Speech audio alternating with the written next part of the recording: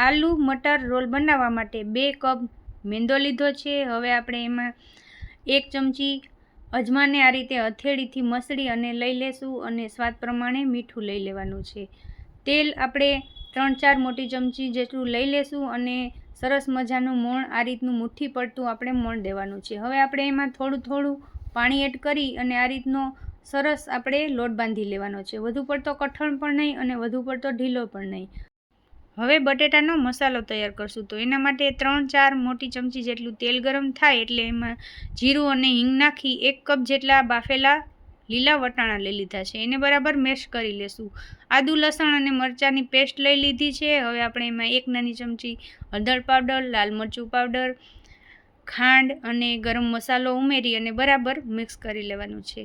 સરસ મજાનું મિક્સ થઈ જાય એટલે આપણે એમાં બાફેલા બટાકા લઈ લીધા છે। એને આપણે પહેલાં હાથેથી અને પછી આપણે મેશરની મદદથી બરાબર મેશ કરી લેવાના છે।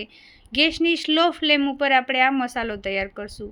તો આવી રીતનો સરસ મજાનો મસાલો તૈયાર થઈ જાય એટલે આપણે એમાં ઉપરથી લીલા ધાણા ઉમેરી અને આપણું સ્ટફિંગ છે એ તૈયાર છે। હવે લોટ પણ આપણો રેસ્ટ થઈને તૈયાર થઈ ગયો છે। એમાંથી આપણે મોટી સાઇઝનો લુવો લઈ અને એક મોટી રોટલી બનાવી લેશું અને આવી રીતે રોલ વાળવા માટે એને કટ કરી લેવાનું છે।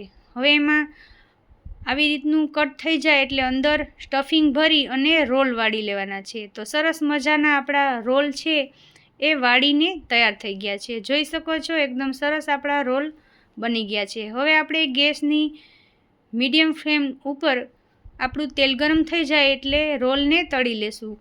આ રોલ આપણા થોડા ગોલ્ડન બ્રાઉન જેવા અને ઉપરથી ક્રિસ્પી થઈ જાય ત્યાં સુધી આપણે તળવાના છે। તો સરસ મજાના આપણા ક્રિસ્પી ક્રન્ચી અને આલુ મટર રોલ બનીને તૈયાર થશે। તો જોઈ શકો છો અહીંયા આપણા રોલ છે એ તળાઈને તૈયાર થઈ ગયા છે। આ આલુ મટર રોલની રેસીપી તમને ગમી હોય તો વિડીયોને લાઇક અને શેર કરી ચેનલને સબસ્ક્રાઈબ કરવાનું ના ભૂલતા અને એકવાર આ રોલની રેસીપી તમને ચોક્કસથી ટ્રાય કરજો। Thanks for watching.